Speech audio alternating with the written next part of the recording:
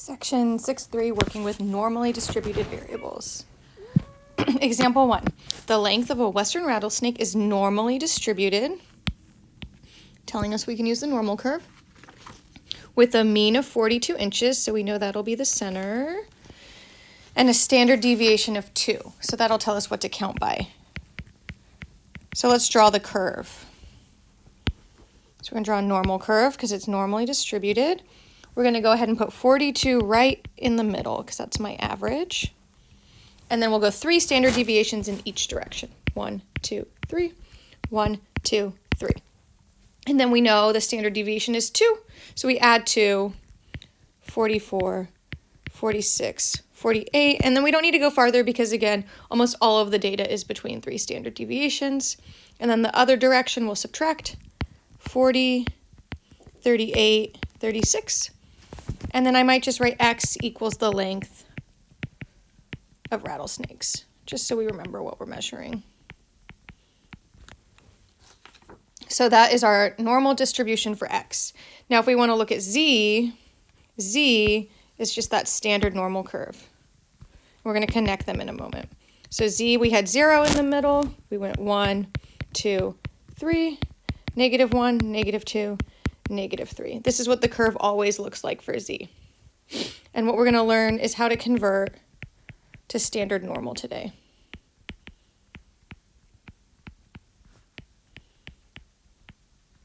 The z-curve always looks the same. That's why we like that one.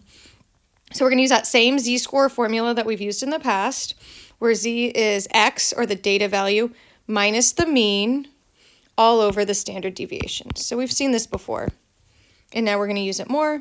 And remember that z-score measures the number of standard deviations from the mean. And the reason this is going to be really helpful for us is it's going to be the same area. It might be a little steeper or a little wider, but these two areas will be the same, whether we look at the original data at x or if we convert it to z and then find that area.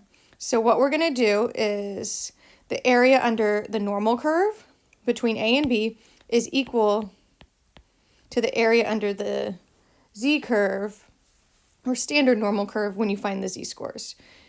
So once we find z-scores, then we can find area just like we did in the previous section. So for every example, we're going to sketch the normal curve. We're going to shade the area. Is it right, left, or in between? And then we'll find the z-scores.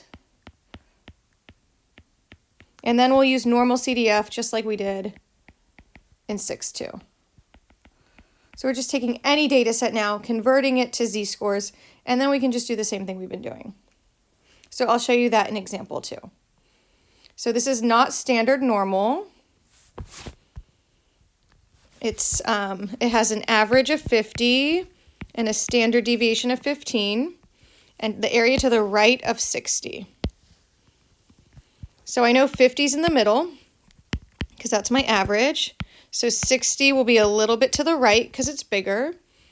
And then the area to the right means shade to the right. And then what we're going to do is we're going to find the z-score, and then we can use normal CDF. So I can't quite use normal CDF yet. I'm going to find the z-score. So we've sketched the normal curve. We found the area. It was to the right in this example.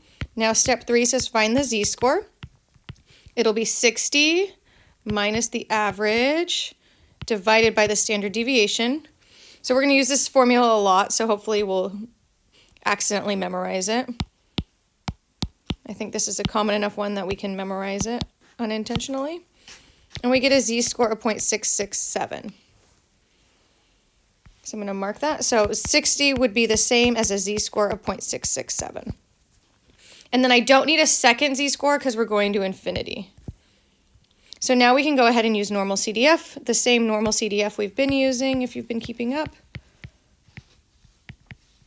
So my left z-score is 0.667. My right z-score is infinity, or 10 to the 99, because we're just going forever. So second distribution, normal CDF. Hopefully we're getting better at this menu since we've been using it so much. And then, so lower, upper, and we get an area of 2, 5, 2, and then 3, 8 will round up to 4.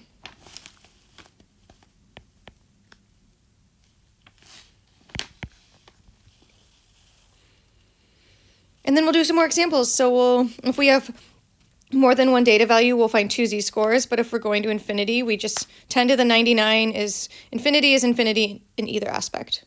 So I'll see you back for example 3.